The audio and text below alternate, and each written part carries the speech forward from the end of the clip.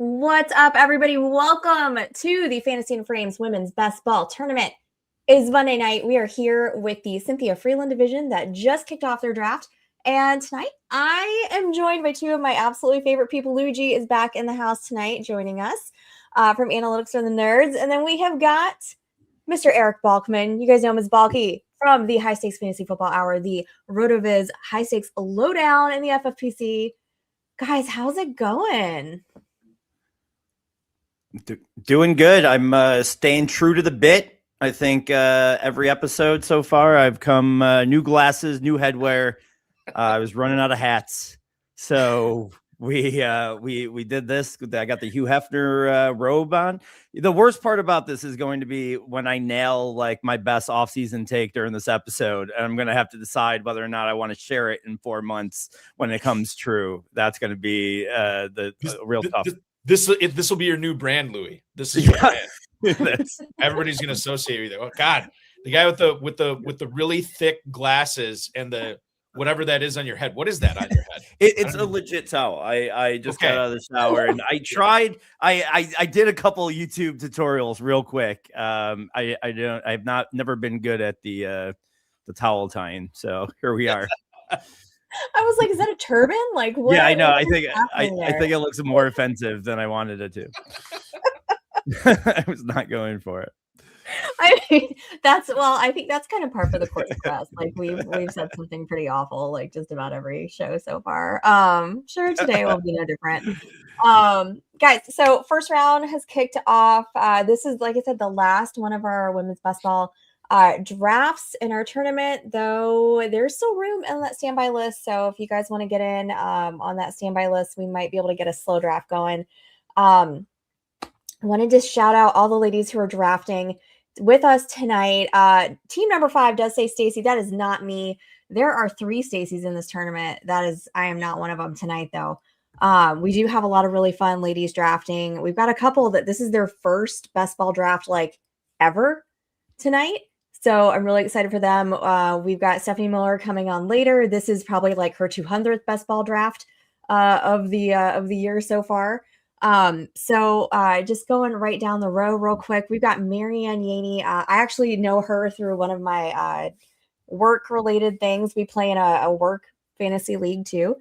Men is actually that's Cassie. Hang on, at number 2. There we go. Don takes Puka Nacua. We're going to talk about him a little bit later. Yvette is on at 4.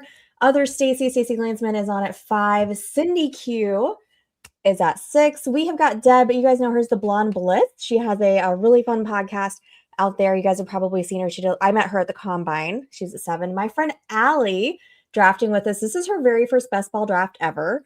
At 8, love that she took Trey McBride. Erica is on at 9. Steph is on at 10. Then we've got Kelly Donovan, and followed up at 12 is Min Kim with Amon-Ra St. Brown.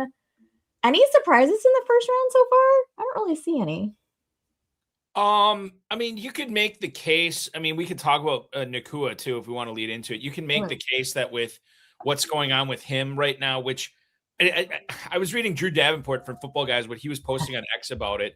And it seems like it's kind of a nothing burger, but there is a civil suit that was filed. So to take him over Jamar Chase, I mean, I get why you take him over Jackson Smith-Njigba, but to take him over Chase, I think was a little bold. But I don't think it's like we've seen it before this season recently. It's not out of that out of the ordinary. Other than that, I don't know, Louis. I mean, I think like the first round looks pretty no surprises on my end.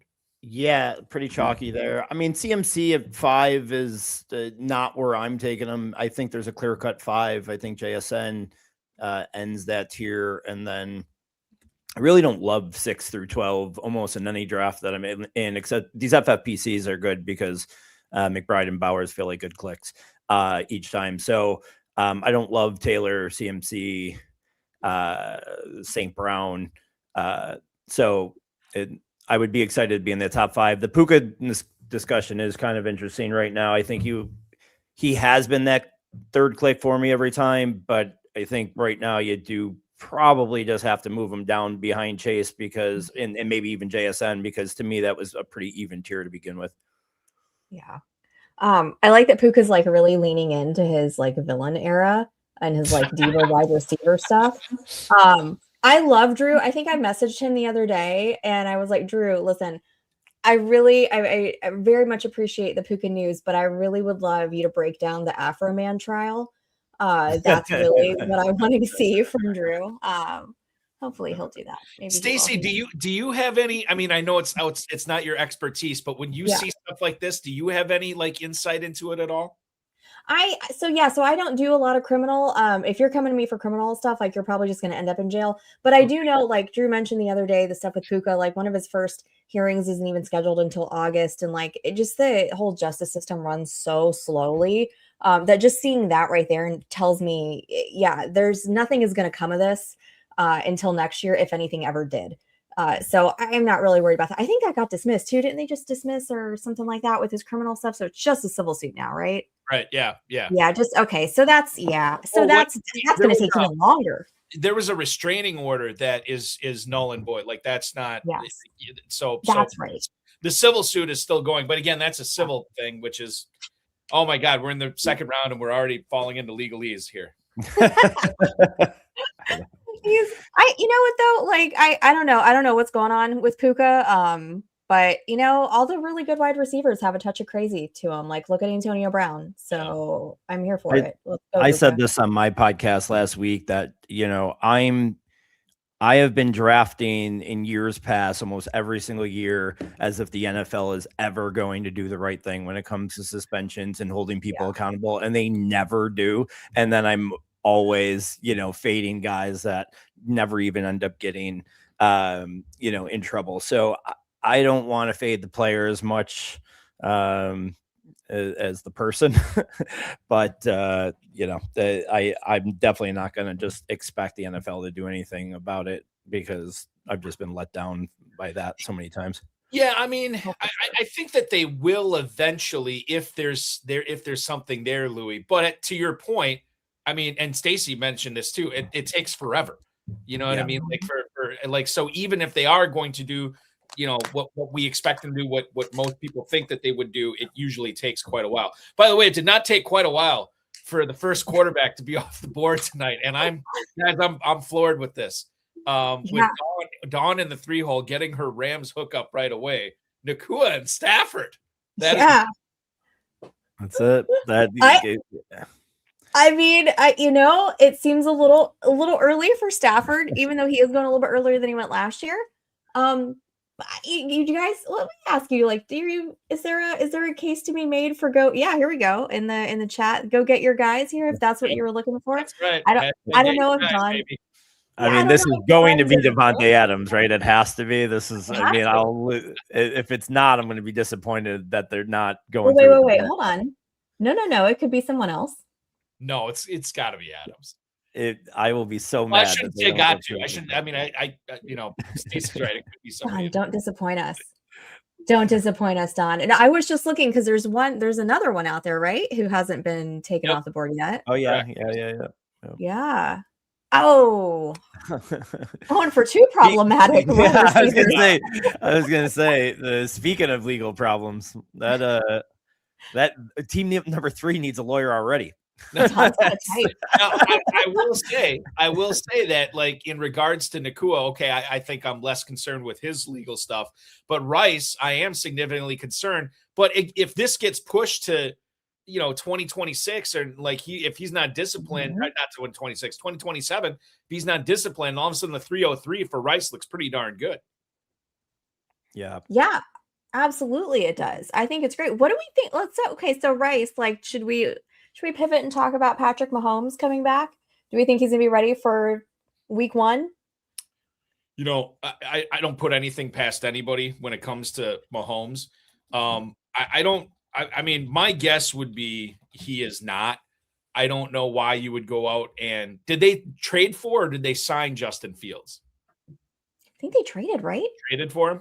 I think it was a trade. It was like a swap of 7 and a 6 or something. Okay. It was like something, one of those real low end swaps or something like that. But yeah, it was technically a trade. So to me, when like you got Garoppolo out there and Cousins and whatever, that's interesting to me that they decided to go with a younger guy, a guy that has some juice in his legs, obviously much more so than Cousins or Garoppolo, that they could plunk in week 1 if Mahomes is not ready.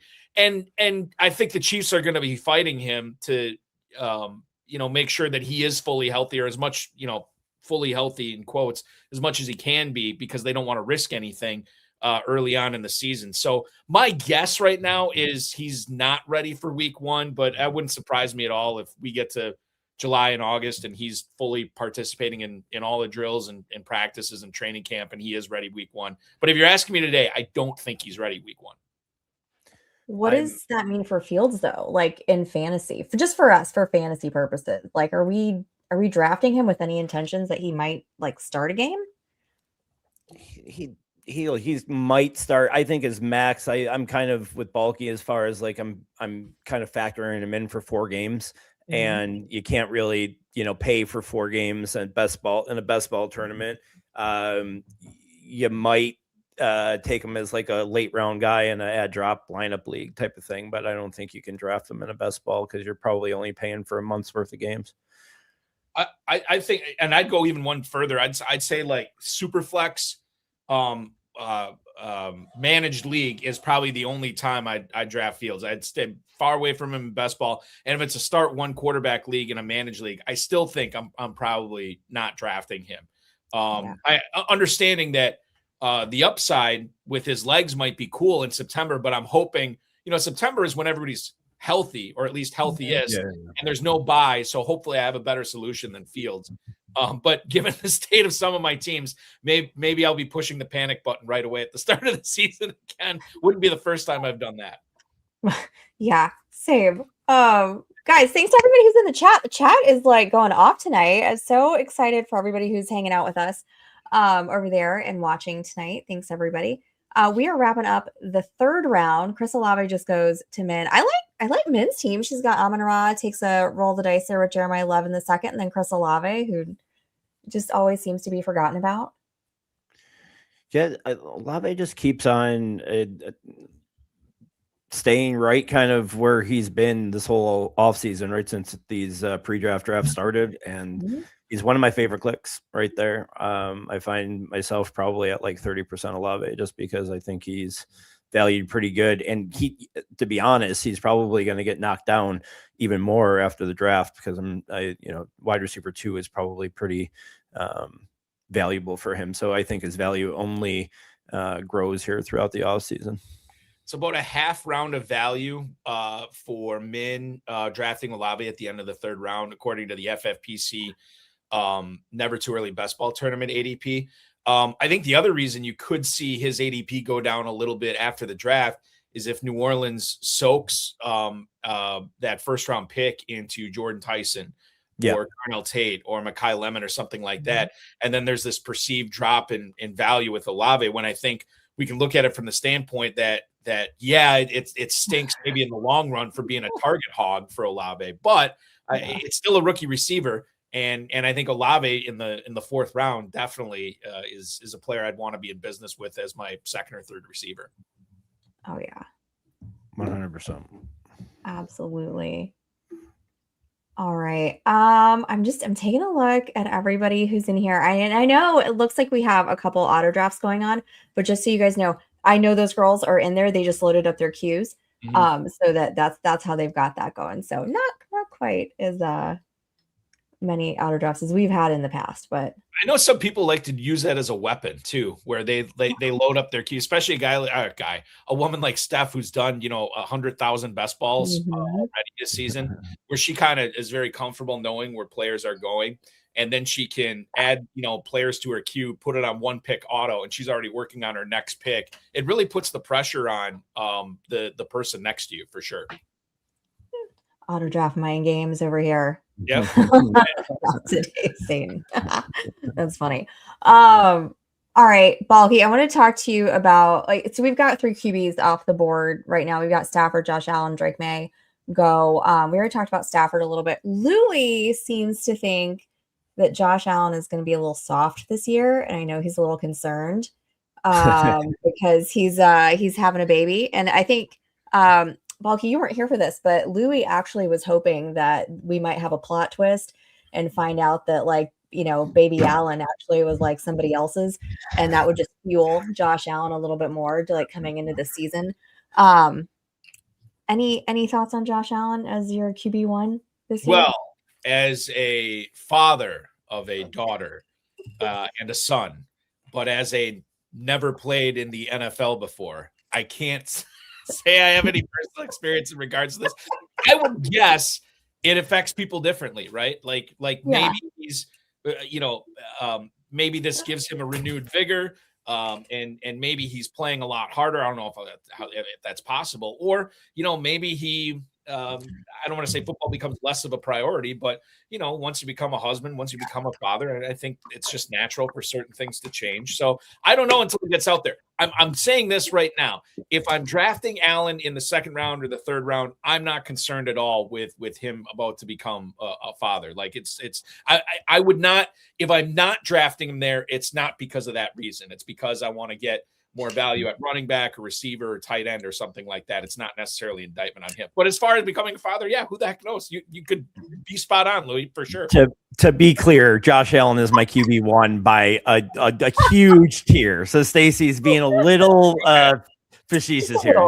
Josh Allen is my number one, and then there's 7 tiers, and then there's the next tier. I still think, as far as fantasy, he is worth that early. And if I don't get him, I'm pretty much fading quarterback this year. I think there's a lot of value from like QB 16 to the back end, but he is worth that pick for me. I'm just talking about in football. As a Bills fan, I'm a little worried about him getting a little soft. I'm also a girl dad, and I know I'm way softer than I was 4 years ago. So, I just want my quarterback to be mad. That's all. I will say, Louis, how old's your daughter? Just turned 5. Okay. Mine turns 11 on Wednesday. And let me tell you what, once they get to be that age, you're not soft anymore. You are definitely like hard as all get out. You are, I mean, in fact, she was just in here now driving me crazy. So I mean, girls can be wild. Like my cousin, Jen, she used to play when she was a lot younger. She played soccer and everything in softball. And I remember her like personal mantra was like, it was not a good day for her unless she made someone else cry. Mine just, I had to just take her tablet. We restrict tablet time. Hey, tablet time's done. Get upstairs. Let's get ready for bed. She threw her tablet at me. And I said, whoa, 1, you're going to pick up your damn tablet. 2, you're going to apologize to dad. And instead, right away, she goes, 1, 2, 3, 4, took a deep breath. And she goes, sorry, I got to work on that. And I was like, what is wrong with you? If you are that self-aware that you know that you got to work on it as a 5-year-old, we got bigger problems. We have some bigger issues ahead, I think. Louis, how was your form? When she threw it at you, though. She's lucky that it was not good and it missed me, because I would have been a little bit more angry, but she missed. Stacey, you may have to explain the ins and outs of format a little bit, because I'm watching what Dawn's doing here again from the 3-hole. We've been talking about her team. Nakua, Stafford, Rice. Obviously, we talked about that. But then the Detroit hookup. Laporta and Goff as the 4th quarterback off the board in the 5th round.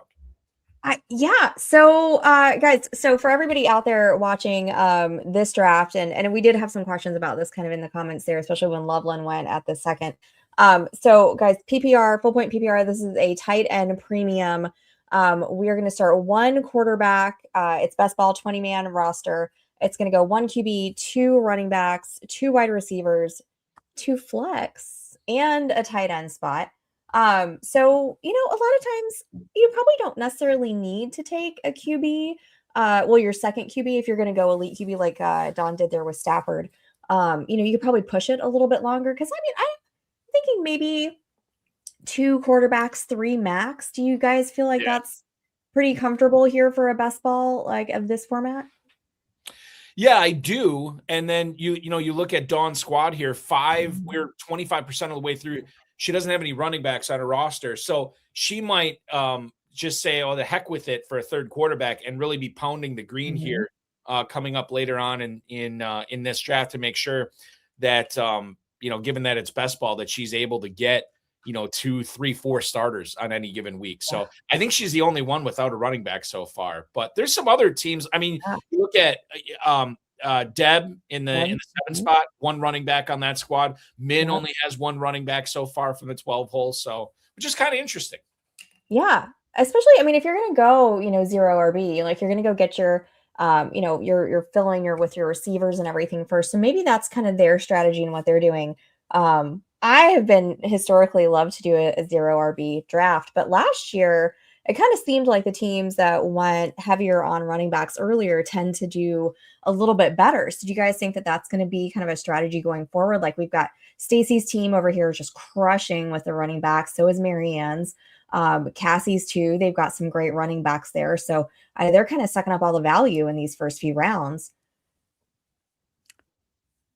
Yeah, I think we've talked about this almost every episode, with how the running backs have been going pretty steady there in the first couple rounds and then kind of slowing down. And I think it's because there is a pretty big teardrop. I think I've been building most of my teams to get 1 or 2 of these top 10 guys and then fading like how some others have until the middle rounds, because I think there's a bunch of guys from like round 6 to 12 that you can plug in 3 or 4 guys that will just fit your rotation in a best ball. So I think this is a year. I agree, like last year kind of shifted everything. And I think all the way until like Barkley, Henry might be that tier break for me. Although I even put ETN ahead of all those guys into that top tier this year. But I think after that, there's a little bit of a tier break where I don't even like that next tier. The Jacobs, the Kyrens, the Travions, those guys. I don't even love that tier. So if I don't get one of those top 10 guys, I'm in trouble.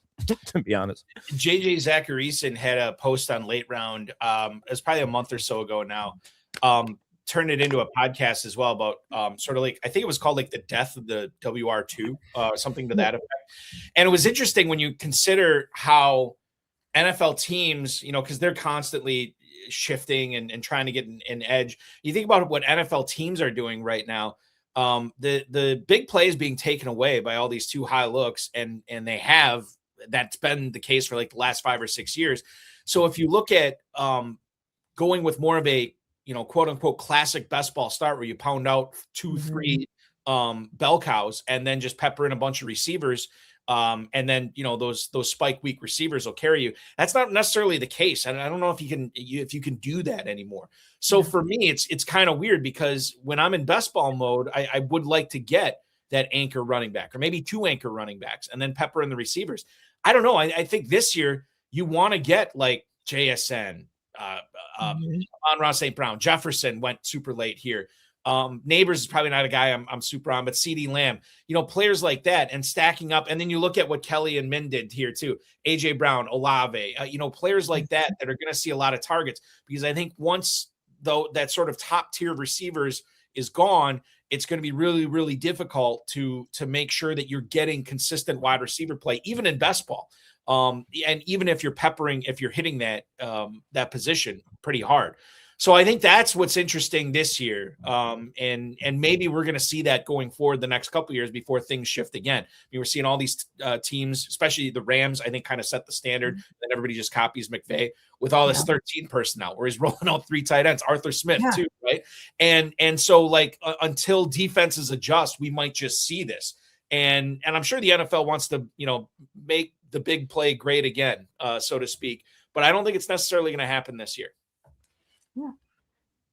All right, guys. Team 10 is joining us. Stephanie Miller. How's it going over here? Good. How are you? I'm good. Thanks. Thanks for joining us.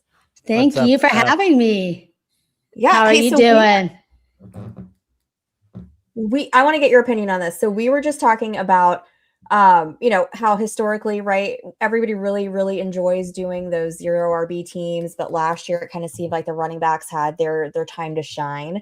And is that maybe kind of going to be taking over in these first couple rounds of drafts? Are people going to be leaning more heavily on those running backs, doing a lot more starts like what we're seeing tonight? and kind of maybe just waiting on receiver? What are you seeing in the best ball streets? Definitely, it is a little bit more running back heavy so far, is what I'm seeing this year.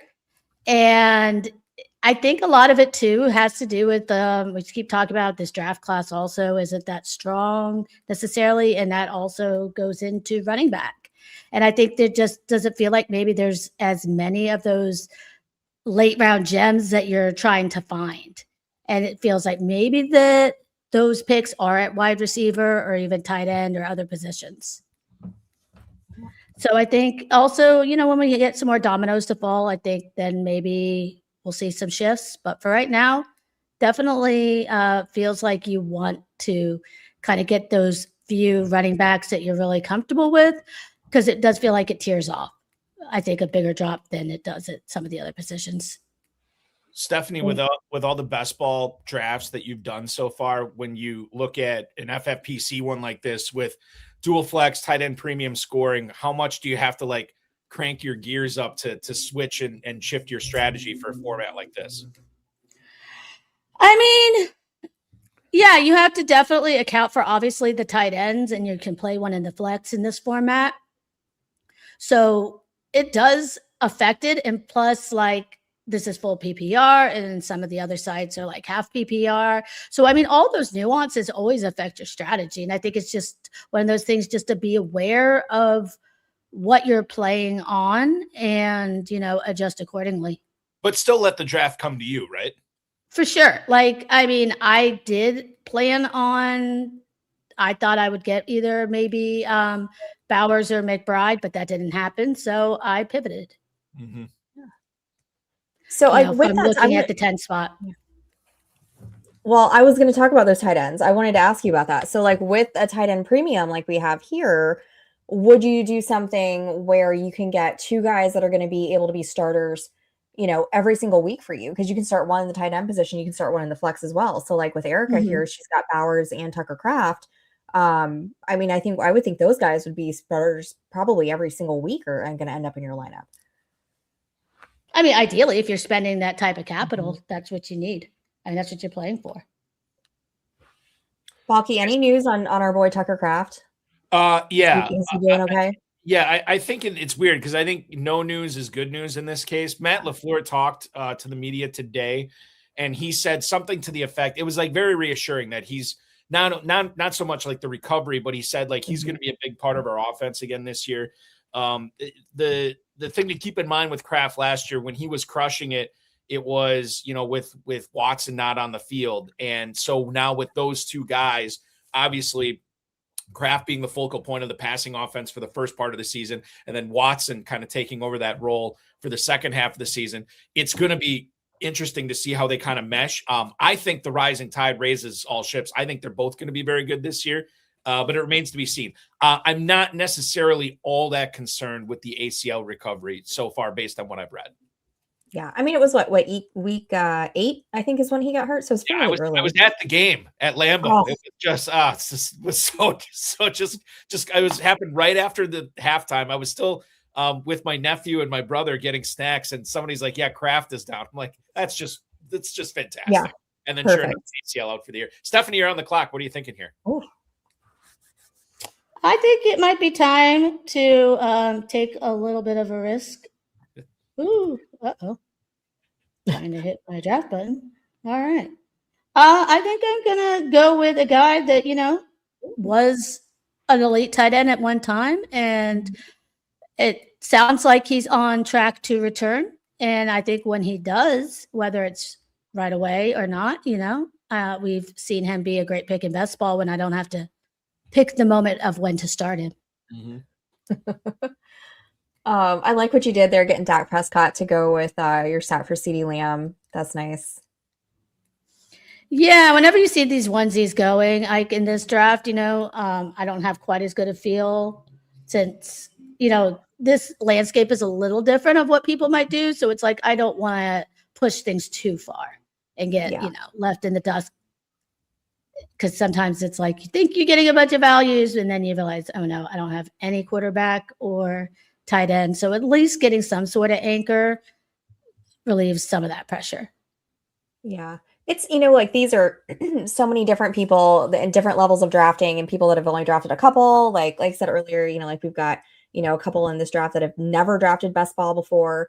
And then, people that are drafting best ball every day. So it's tough because you can't really necessarily rely on the ADP, as you would if you were drafting in like a tournament like this that's been going Yeah. on for a while. Like and with it being like this early, do you guys have thoughts on relying solely on ADP, or are you kind of like at this point, let's just toss it out the window and go with how the draft is going, or it's somewhere in between? Like, how are we kind of addressing ADP in March?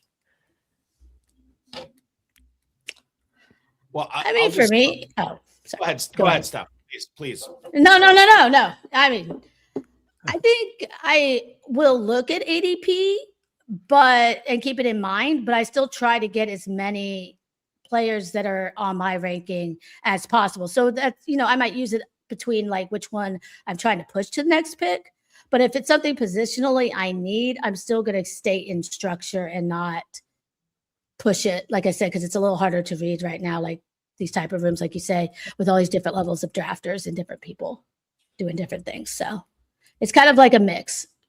Yeah, I'm with Steph on that. I think I'm probably loosest with ADP right now. Like it gets a little more tight, in August and September.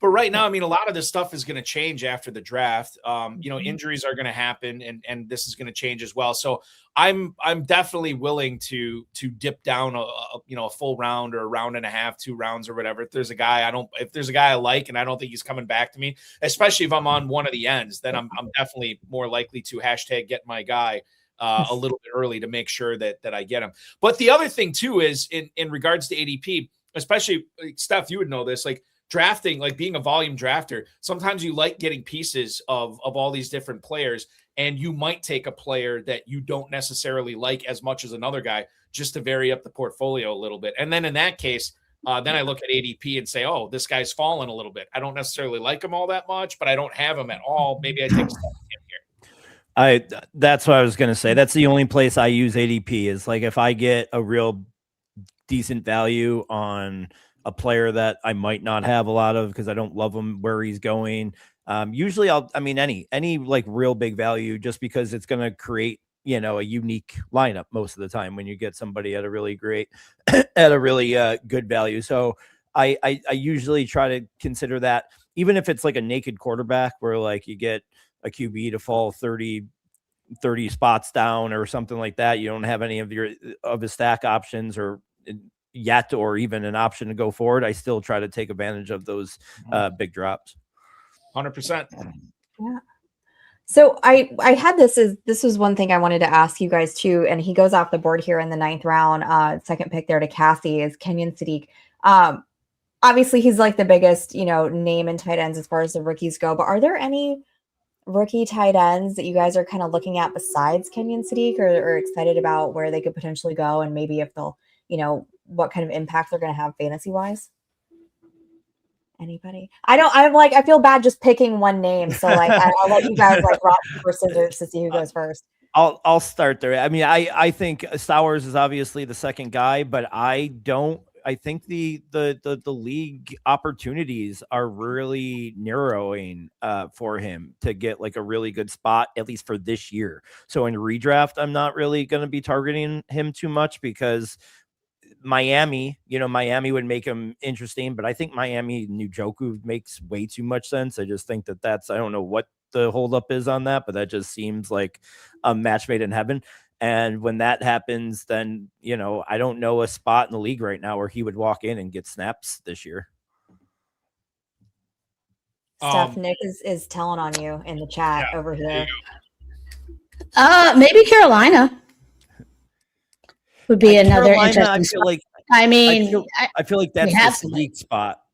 Carolina, I always felt like was going to be Sadiq in the first, but so yes, you're right. That's another spot for sure. Steph, do you like Joe Lee?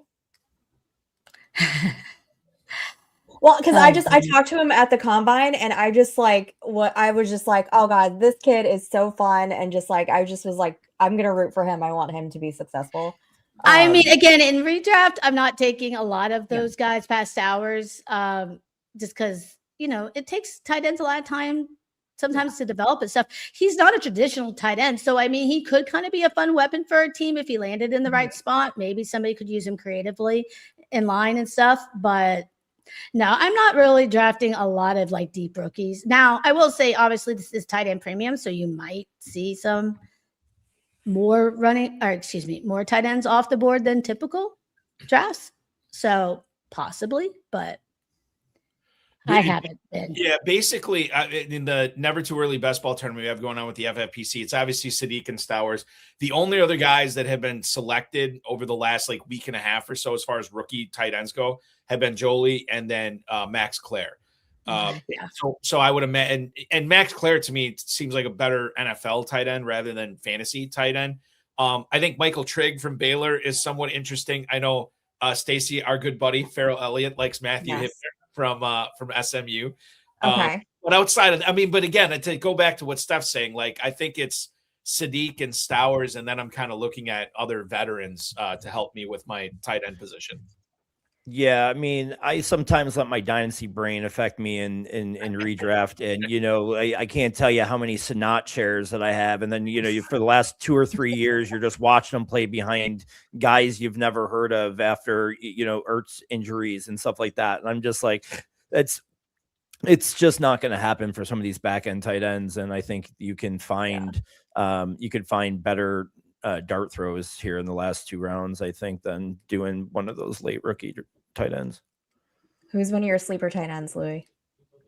I do like Jolly too. I mean, as far as like in a dynasty sense, I think that's going to be a fun pick of mine. I play in a lot of start 2 tight end leagues, so like those even bump those guys up even more. So that's a guy, but I've said it numerous times on this podcast, like outside of the top 3, Sadiq, Mendoza, and Love, I'm going to be avoiding this class in a dynasty aspect, like the plague, pretty hard.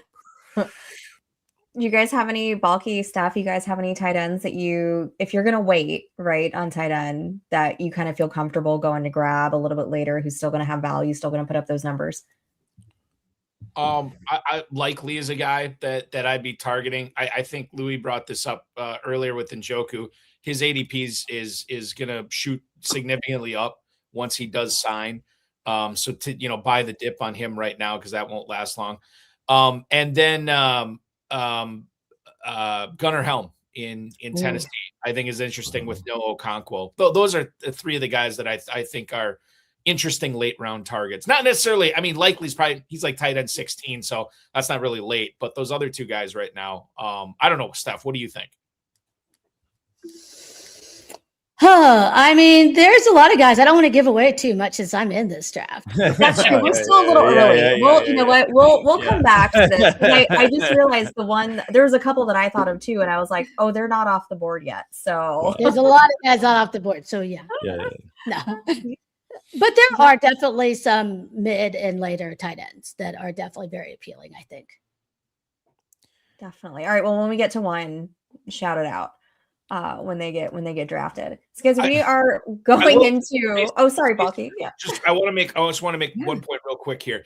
We are now in of this draft. We are now in round. There goes likely. I'm sorry, everybody. We are now in round 11. And there are 16 tight ends off the board in the never too early best ball tournament. At this point, we are looking at roughly 18 tight ends off the board. So I guess, that's okay. We're about on par. I felt like they were slipping a little bit. Maybe they're not. Brenton Strange goes now too. So maybe we're back on track. Sorry, you can go ahead. I was going to say Strange is one of mine that I always kind of tuck away. Like if I'm going to wait on one, he's a guy that I really like to go grab a little bit later. Yeah. All right. Yeah. So we are in the 11th round. So we're halfway home. Balky, Romeo Dubs goes right here in the second round to Cassie, or the 11th round to Cassie. Are we gonna miss him in Green Bay, or do you, like you said, that just elevates everybody else? You think that makes everybody else's fantasy value go up a little bit? I was thinking about this today. Dobbs had so many red zone targets, and he was pretty good at scoring touchdowns over the course of his career. He's a guy that Love really looked to when they got close. So that'll be interesting because maybe that opens more stuff up for Watson, definitely for Tucker Kraft as well. But, Love looked to Dobbs quite a bit on third downs over the last couple of years, and he really came through a lot. So it's going to be on guys like Dontavian Wicks and Matthew Golden to sort of take over for him. As far as fantasy purposes go, I don't think I'm necessarily too interested in either one of those guys because I think that they're Green Bay is probably going to do what they normally do and spread out the duties that Dobbs was responsible for last year amongst more than one player. I think there will be some growing pains, but you drafted Golden in the first. You expect him to take a step forward. Wicks has been a guy who's definitely flashed as well. I think Green Bay thinks they're like in an okay spot this year, but I bet they still draft somebody as well. Yeah. All right. Well, here's one that I'm going to take real quick. Chid. There you go. Signed to Washington. Yeah. So, I was sweat because pretty much all these guys were who I was looking at. And starting with Kittle, I wanted somebody stable. So I was like, oh boy. Well, that's a row. Or ones too. Hunter Henry, Juwan Johnson popped up in the chat too. I didn't want to jinx it. I'm shocked that Chig just kind of just went. Oh yeah. That would. I had the stack. Did you? Yeah. Oh yeah. Well, with ETN. Yeah. Are we all calling him ETN? I don't know. I've made the switch on all my shows. I'm doing Etienne. Etienne. Okay. Yeah, I'm doing because it's not. I was doing Etienne, which is what he sort of like said in his press conference, and Farrell said to me like, "No, you can't. It's got to be Etienne." So otherwise it's too confusing for people, and I get it. I need Etienne to come out and say, "Actually, my name is pronounced Etienne." Like that's really we just need to swap last names. That's what needs to happen. Kyler Murray stuff. I mean, I was going to do Shuck because he went with my team, but honestly, I still would take normally Kyler over him. I do like stacking and I don't have it, but I think if you look at these quarterbacks, I'm just putting pressure on the room, anyone that doesn't have theirs. And I think he should be going earlier. I mean, he's got a loaded offense and we saw them make guys way worse than him great. So I do think that he could be good for fantasy this year. Yeah, especially if I think people are hating on him too much though. Oh yeah. I mean, he's going to be with Kevin McConnell. Come on. I mean, he could turn any one of us into an NFL ready quarterback. Maybe not. As long as any one of us is not JJ McCarthy. Yeah, that's true. Steph, do we like that Vikings stuff with Kyler and Justin Jefferson going so late in the second round? Like, is that a good fun stack for best ball this year? I mean, I think it's a great stack. I wish honestly now, well, except I did take Dak. I was like, oh, maybe I should have done Jefferson, but yeah, I mean, I like Justin Jefferson a lot. I think people were kind of sleeping on him a little bit until we had that quarterback situation settled, and I think Kyler should be competent enough to get the ball near Justin Jefferson, and he's talented enough to, do great as long as the ball is anywhere in his vicinity, and it can't be worse than JJ McCarthy. So, like you think about the legs that Murray has and how he can extend plays. There's a little bit of the Tagovailoa Hill. Oh, Tyreek's down there somewhere, right? Yeah, like we see some pretty much. Like ballpark stuff with Murray extending a play and just lofting it up and Jefferson high pointing it between a safety and a corner for like a 60-yard play. So, and that's something that we really didn't see with McCarthy. And I don't think anybody thought McCarthy was capable of doing that last year. I know Jefferson didn't think he was capable of it. And now we can see Murray and Jefferson hooking up quite a bit this year. And you have Jefferson slipping a little bit at the top end of the draft. You have Murray slipping a bit in the mid. I mean, this is when you're drafting early like this, these are kind of like the things that you got to be pounding because the price for these guys, I think, is going to go up as the drafting season moves on. Yeah, and I mean, like Jordan Addison goes in the 10th round. So if you wanted to even go grab him a little bit later, I mean, he's going super late, and then their running backs are super cheap too. I mean, I don't know how much, and pains me to say how much Aaron Jones you want, or Jordan Mason, but like you could still go get them as fill-ins for your roster. Yeah. And with I mean, we touched on this earlier with this running back class being like a little bit down. I don't know if there's another running back that comes in and makes it a three back committee. Certainly it's possible. But they brought back Aaron Jones. I think they just restructured his contract, right? To yes. Yeah. And so if they bring somebody, I mean, I can't, never say never, but I really don't see them drafting like Washington or Price or Johnson or one of these guys early and then just making it a fantasy nightmare for us. I do see that maybe as a possibility, which like doesn't scare. I don't think it scares me too much because I don't know. I think Jones is like dead on his feet. So I think whatever that restructure was, keep you as an emergency plan here, give you another year. But I wouldn't be shocked if they didn't spend a second round pick or a third round pick on a guy. Those are the guys I'm a little bit excited about, whoever ends up there, because I do think that they'll get some late season juice, maybe if not right off the bat. 100%. Yeah. Yep. Yeah. So they've got Xavier Scott. Sorry.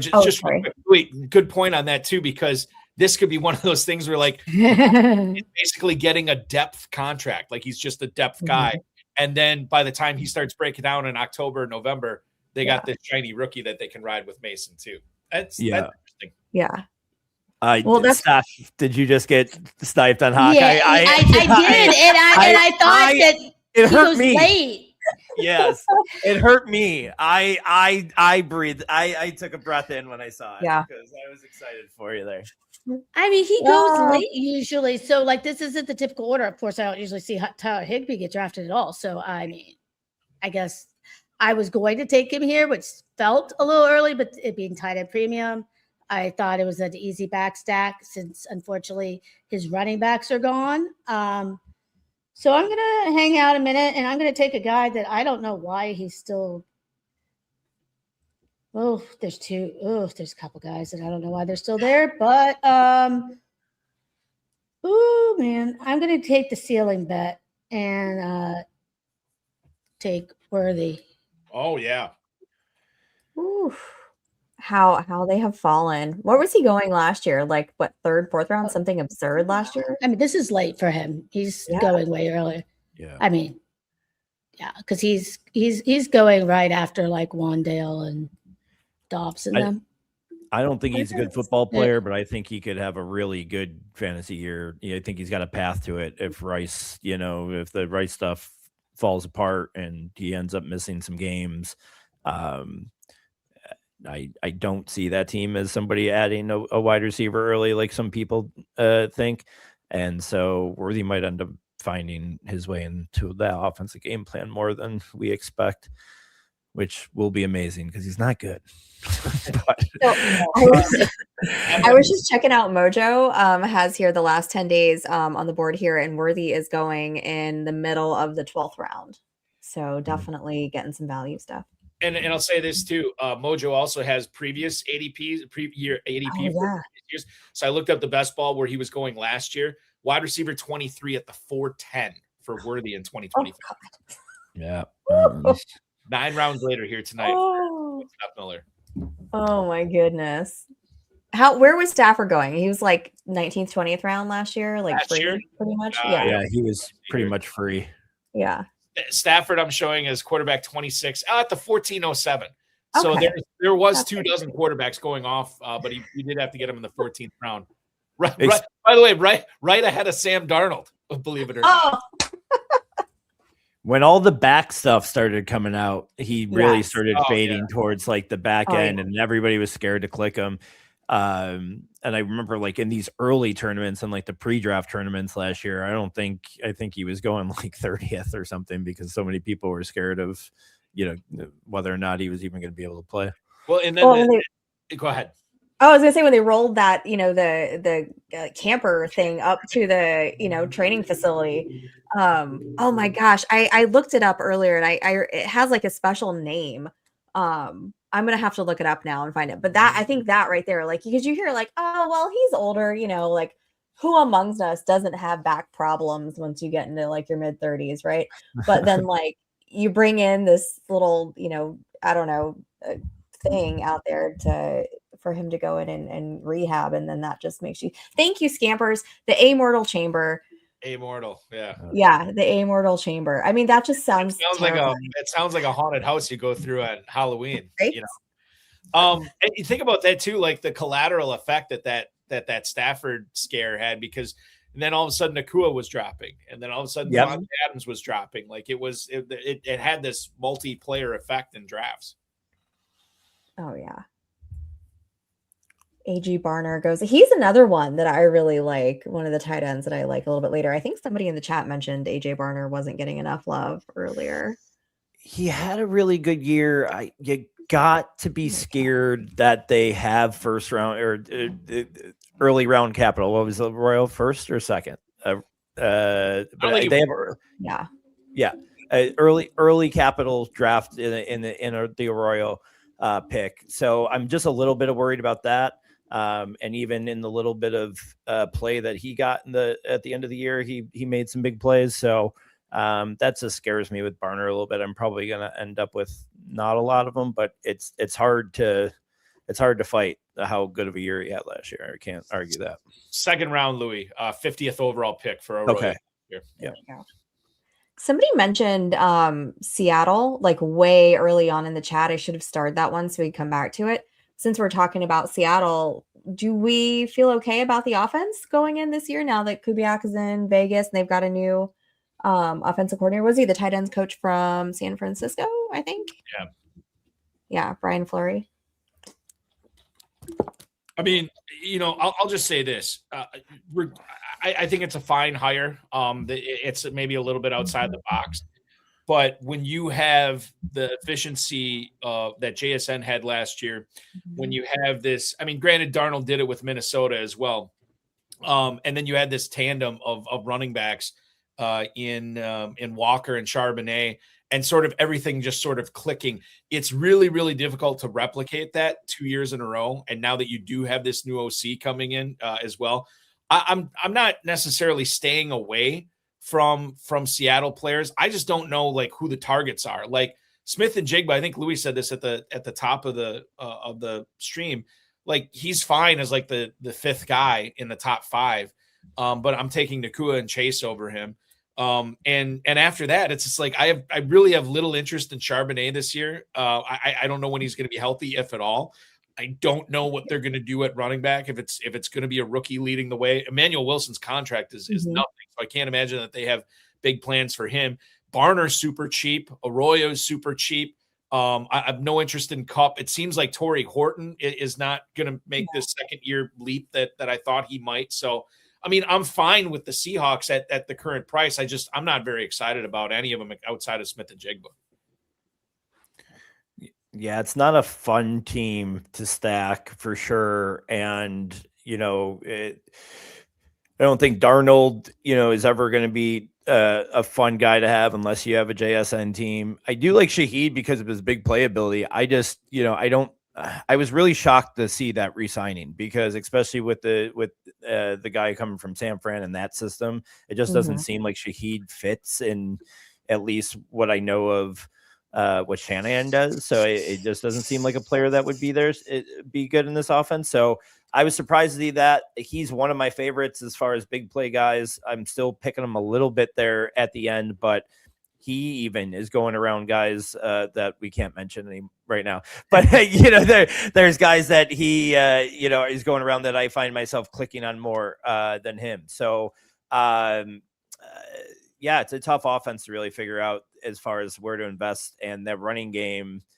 Yeah. I am betting Wilson just because he's the cheapest, but I don't love that. I don't think that's a great pick. I just sometimes when I don't know what a backfield looks like, I'll just go with the cheapest option as my like stab in the dark. Well, and that's one thing that I was really surprised about, like in free agency. You let Ken Walker go, and Zach Charbonnet's hurt, like significantly hurt, and the rest of I mean, they've got a handful of guys there in their depth chart, but they're just names really at this point. So I'm really surprised they didn't make any moves. Sean put here in the chat, he was predicting the Titans to hate Jeremiah Love and then trade Pollard off to Seattle. That doesn't sound completely out of the realm of possibility. Because other than Love, I mean, it's not a great running back class this year. Yeah, I could definitely see that happening. I've been saying that I thought, and maybe this won't happen anymore because Ty Simpson seems to be getting some steam, but I thought whoever wanted Simpson, one of these, bad teams that are drafting early in the second, would trade up with Seattle. Seattle drops down out of the first round, is still able to take Washington or Price or whatever, and then somebody gets Simpson in the first round, so you get that extra year, that fifth-year option as well. The Pollard thing, I think is interesting. He becomes definitely more expendable if they do draft Love, and I'm with Sean. I think that happens. And Seattle needs warm bodies at the running back position for sure. Ooh, Najee. I forgot about poor Najee. Najee just visited Vegas the other day. I thought that would be a really fun spot for him, I think, because they showed him last year that they are, it would kill my Gente shares, but I think that would be actually not the worst spot for Najee. And I mean, think about a Gente injury, and man, that could rejuvenate the guy's career. Yeah, absolutely. I mean, he got hurt so early too in the season, so he should. And he looked. I mean, whatever. It was a very short sample, but he looked good to start last season. He had he was looking all right, and then the injury happened quick. Yeah, Steph, you take Brian Robinson there. I really, it's unfortunate you don't have Bijan Robinson also, and then you could just be both B-Rob. Yeah. Yep, I could be like B-Rob squared, double. Steph, but, do you think he takes over the Algier role, or is he going to do more than Algier did last year? I mean, I guess that would probably depend on how much they want wear and tear on him. But I mean, Bijan's so good. Yeah. I think that he probably, might get some of the, goal line touches or some of the, between the tackles stuff. But I don't know how much more than that. I guess we'll see what he has left. I mean, he's a little bit of a plotter, but coaches like him, so I think he can do his job. And there's always still that contingent upside. He's not somebody I'd take a ton of, but, this is probably one of the most valuable running back, rooms. So you always want to have that type of handcuff in these late, like those are the guys that could be league winners just from a strategic standpoint. I was surprised the Niners didn't bring him back after giving up draft capital to acquire him last year. And it seems like they still need somebody. Or did they sign somebody at running back? Or is it just James still? Jordan James, and I guess they still have Garendo technically, but maybe they and Patrick Taylor take that one in the sixth round. Yeah, don't forget Patrick Taylor. Yeah. Let's not forget about Patrick Taylor. Former Packer. Yeah. Yeah, they'll probably draft, somebody late, Yeah. And then we'll never know who the backup is. Right, yes. McCaffrey. So we'll have to wait till waivers every week. Doesn't it make McCaffrey sort of like an easier click because that like in a closed league, if you're in a closed 12-team league and you want to get your guys back up, doesn't it make it a little bit easier to draft McCaffrey knowing that you don't have to, that you get an extra draft pick because you don't have to back him up? Yeah. It is, right? So there's no point in doing it. Yeah, with those type of guys, it's funny, but I just find myself mentally when I have that, that's when I will go a little bit heavier with the rookie running backs, knowing that that's probably a spot, where that might happen. So try to get myself a couple more than I normally would to maybe help fit into that handcuff role. And if one of them ends up somewhere else and doing good, that's usually the type of build I will when I have those guys. I think Nick and Sean's minds have melded in the chat. They both at the same time said, I am so mad right now. I cannot believe that auto draft just took. Cooper. I mean, obviously, yeah. Well, I mean, I've been watching where he goes, and he's been going so Yeah. late in these. I've been pushing him. So I was like, yeah. And then I'm like, really, the auto draft gets it. Let me. I mean, I don't know if there are auto drafts. I guess we're not 100%.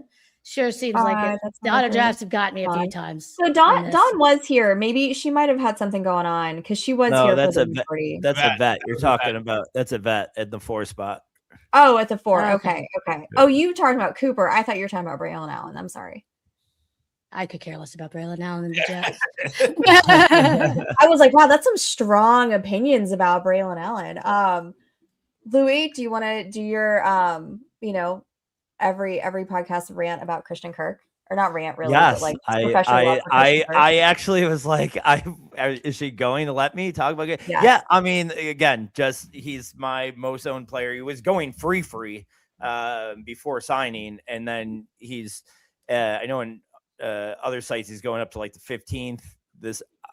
I'm taking him in the 15th round or later. If he gets seen up higher, sure, but I'm going to end up with 100% of this guy. I'm at like 80% of him. I just think he fits. I was taking him early on because I thought, he's good friends with Josh Allen. I thought that was just inevitable that he would end up here in Buffalo. That didn't happen, but Sam Fran might have been better even for him. I really like the spot. So, and I like the player. This feels like, a guy that's 100% free. That I'm not saying he's going to be a top 10 wide receiver, but he's going to definitively be better than where he's getting drafted. Yeah, I'm going to take a look and see where he's going. Jorge just jumped in the chat. Louis, I think this is for you right here. And wanted to know if I have not talked shit about Jaden Daniels. I didn't even because you weren't around, Jorge. So I have not talked shit about Jaden Daniels today. I don't know how I became a Jaden Daniels hater. Now it's just a bit, but I don't hate him. I just I'm not drafting quarterbacks 2 through 10 if they're maybe Caleb sometimes. I got a little bit of Caleb. There you go. You know what's interesting about Daniels is, given the year that he had last year with the injuries, the bad performance, you would think you'd be getting more of a discount on him. Mm-hmm. FFPC, never too early best ball tournament, quarterback 5. I mean, that's not much of a discount at all. No. Where did he go in our draft? There we go. In the 6th round. Let's see. 1, 2, 3, 4, 5, 6, 7. He's quarterback 9. Yeah. 9. Yeah. I mean, if you look at he's normally 6'10" at quarterback 5. Today he was 6'12", but quarterback 9. So roughly the same spot, but there were a few quarterbacks that went before him that don't normally go. I mean, obviously Stafford and Goff are 2 of them. Do you think they go get a wide receiver to help out? Definitely drafting a guy. I mean, I think that's the first round move, to be honest, but they were a love possibility. I just don't think he gets down to them now. Yeah. There was a report. I can't remember who had it. It might have been. Is it John Keim or John Keim from ESPN covers the Commanders? Yeah. He said something to the effect where he believes that the Commanders want somebody not only to I don't know. The way I read it was that they want somebody that can play next to McLaurin now, but then be the next alpha that Jaden Daniels kind of grows with in that offense. So if they take somebody like I don't know if Tate's going to be there. But if they take, especially Jordan Tyson, I mean, if they take a guy like Tyson there, I'm really, really excited about that. Sean wants them to trade for Brandon Ayuk. That just sounds terrible. That sounds like a bad idea, Sean. I don't know what's going on with Brandon Ayuk. I think the dot connecting is that he was college teammates with Daniels, right? Yes, that's right. That's right. Yes, I have heard that. Yep. I think every team has just told him, wait till after the draft, let's see where our depth chart ends up. He'll end up with a 1-year deal somewhere to try to prove himself, which is insane from a guy that cost himself millions and millions of dollars. I mention this? I know I'm going to be a Buffalo homer here. people Go think. for it. I do not understand the Ray. I don't love the player at all. But Ray Davis is going free in almost every draft that there is. This is the clear-cut handcuff. I promise. I will eat a flip-flop or a shoe if they draft a running back. They're not drafting a running back. So I promise you that he is the clear-cut handcuff to one of the best rushing offenses in the league. I love him as a background pick. I'm really shocked at how as this offseason has developed a little bit, people haven't wisened up on that and pumped him up a little bit. Well, yeah, round 19. That's where he's going. So I would have taken him. What I mean, like, I'm just, again, my memory might be fuzzy on this, Louis, but didn't Ty Johnson figure into the pass catching a little bit more? So 2 years ago, a lot more. Last year, a little bit less. He still might be a thing this year. They have not decided. I don't think. I think he's still a UFA. They haven't officially brought him back yet. But even if I'm wrong on that, no matter what, if Cook goes down, it's Davis. Ty Johnson keeps the same exact role. Ray Davis goes into James Cook's role, and Ty. It's not like Ty Johnson's going to get more work in that scenario. That's just going to be Ray Davis showed that in that Jets game at the end of the year when they rested starters and just went to him. I mean, he showed that he can handle that workload, obviously, in just one game, and against the Jets JV squad. But it was a good I'm game. with you. I mean, the 19th round is way too late for that guy.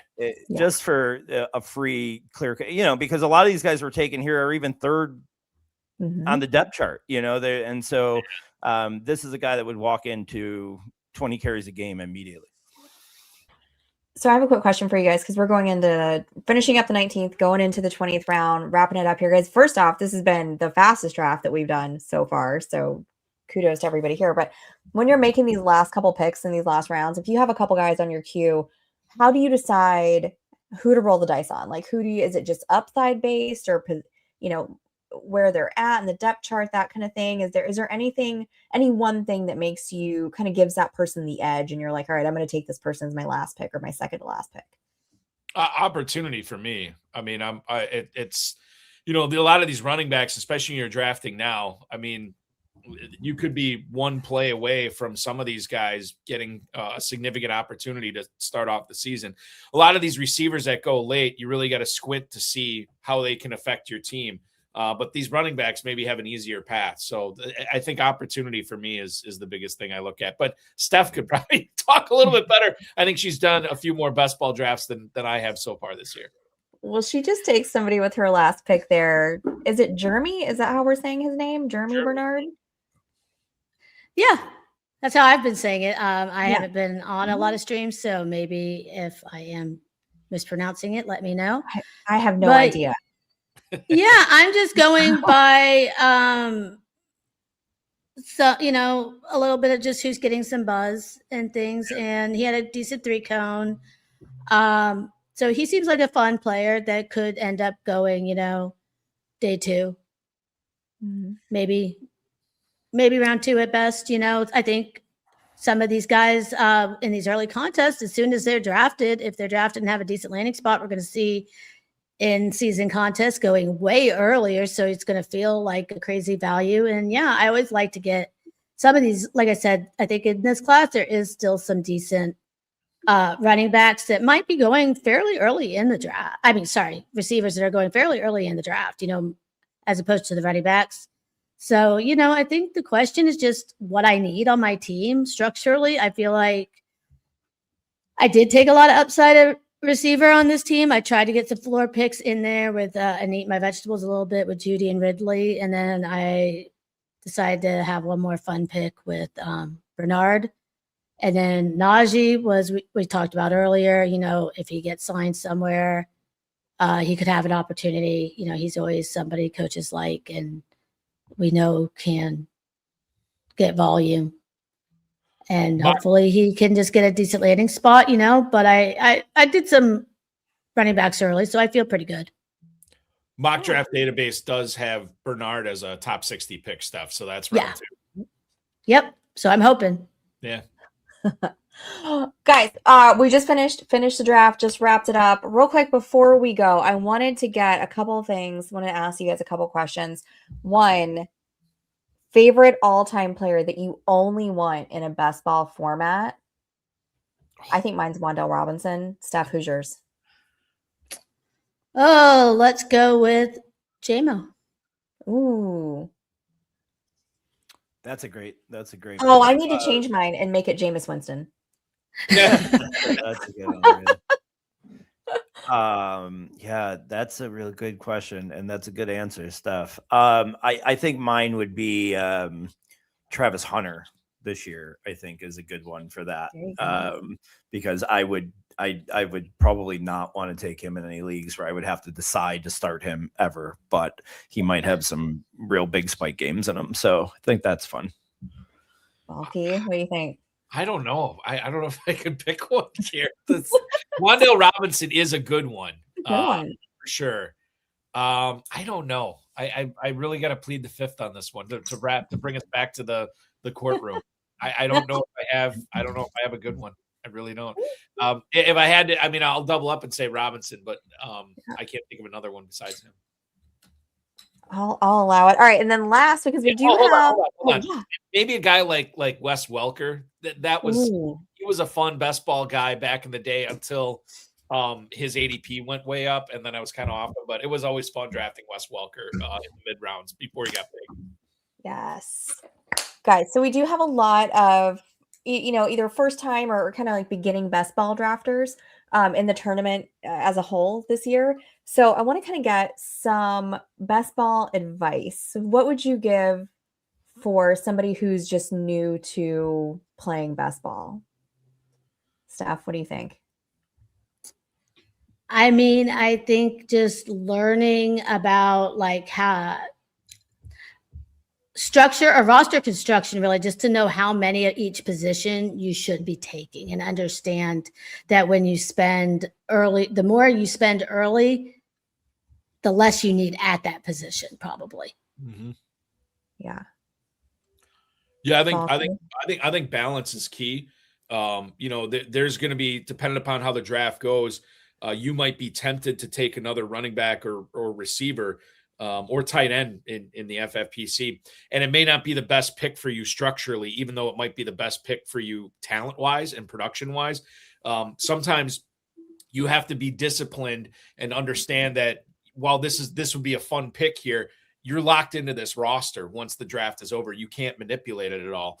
And I think you have to be disciplined in how you have built your team up to that point in order to finish it the proper way. So I think, not being married to roster construction, but seeing how your team is developing and knowing that there are certain proper picks to go with there, even if they might not be the most fun picks to make. For me, it's, I say it all the time, it's stacks. I mean, I think it's proven and shown that it's integral. And if you get a top guy, I will sometimes do a naked Josh Allen. Even Lamar's a fun naked quarterback, and then it makes your stacking your other quarterbacks more important, because then that is what you're going to need to beat a Josh Allen week or a Lamar Jackson week when it matters. Is you're going to need your back end guys to have a huge stack game with, that's why that last round. I'm looking for somebody to stack with one of my quarterbacks, even if it is the fourth guy in the depth chart or whatever, just to have that. We got Nick in the chat here to have that Zay Jones game that won him $1 million a few years ago. Get that guy that's going to hit for 3 touchdowns in week 17 with your quarterback, and I think that's more valuable than whatever running back you're gonna throw a wish prayer at. So that's my biggest strategy, I guess. Thanks. Guys, I put the code down across the bottom of the screen for Fantasy Fits, FIF15, and you're going to get 15% off of your purchase there. I put the link to Fantasy Fits in the chat. Just a reminder, I should have done this a little bit earlier, but we were going in with the draft and I totally lost my mind. But Hutch Fantasy Fits is putting together a tournament shirt for all of us and is going to be putting together t-shirts for the winners of every division. So those are going to be coming out really soon. As soon as we get the design for that, I'll put it out, and all of our drafters, that's going to be available for them as well. So really excited about that partnership with Fantasy Fits. And thanks to everybody who hung out in the chat tonight. The chat was amazing. Everybody watching online, you guys are phenomenal. Especially our co-host tonight. I want to thank you guys so much for spending your evening with us and your time. I want to make sure that you guys give them a like and a follow. If you're not already. Steph, where can the people find you and what are you up to this week? Well, I do most of my waiver stuff over at Legendary Upside, and right now I've just been working otherwise my real job like a crazy person. But yeah, so and then I also do waiver stuff for ship chasing. So you can find me over on those places. And other than that, I'm always around on Twitter and in Discords and, never too far away in fantasy. Awesome. You guys can find her at Steph Miller 57. Louie, what's going on in the nerds this week? You do I ask you that every time. Week. You think like I have a show sheet before an hour before the show, but it will be me, Allie, Ryan, Mira, doing something stupid and making everybody laugh, I'm sure. But always Wednesdays, 9:00, no nerds, FF at X, and you can catch me at FF_Louis G. Yes, Balky, thank you so much for hanging out with us tonight. These are always my favorite shows. I don't get to see you enough. Tell everybody where they can find you and what you got going on this week. Yeah, at Eric Balkman. It's on the bottom of the screen there on X. Rotoviz High Stakes Lowdown is monthly right now, Tuesdays at 10 p.m., first Tuesday of every month. High Stakes Fantasy Football Hour has moved to 10 p.m. on Wednesdays. And then Thursday night, FFPC Insider Access from 7 until 9 p.m. And then Friday nights, 10 p.m. is High Stakes Fantasy Football Hour Extra Reps, which is another show that we're doing now. And those are all year round. And we also have a live stream in case everybody loved watching this tonight. We have another live stream on our FFPC socials. We're covering a big gorilla draft tomorrow. It'll be Aiden LaCorey, Dave Terpoli, and Andrew Cooper from Fantasy Alarm covering that live. And all my shows are on youtube.com/FFPC Fantasy. Excellent. He is at Eric Balkman on the X on Twitter. And guys, I'm at Stacey_Perez83. We will be back later this summer with some more fun drafts for you guys, but this can be our last draft for this tournament. So thanks again to everybody who supported, promoted, helped us out with this, all the co-hosts that came in throughout, did the different drafts. You guys are amazing. This tournament was just such a joy to put on. And I'm so grateful to everybody that had a hand in making it happen. So guys, thanks so much again for watching and have a great night. We'll be back sometime soon. See you guys later.